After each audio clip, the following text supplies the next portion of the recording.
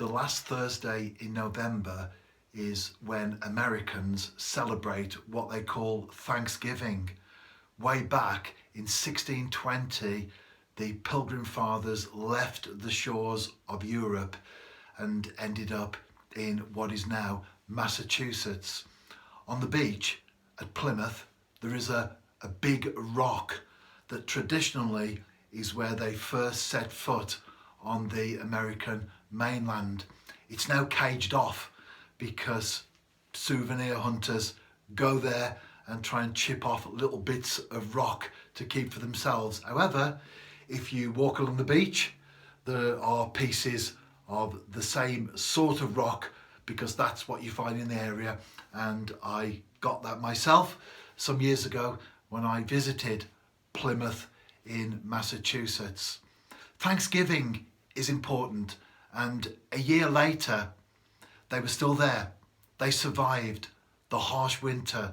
The crops were successful, and they gave thanks to God for all the blessings that he had bestowed upon them. And that became what we now know as the Thanksgiving meal. It's good to be thankful, not just in the sense that they were to God, but also to be thankful to each other. When people do something, appreciate them, show your appreciation.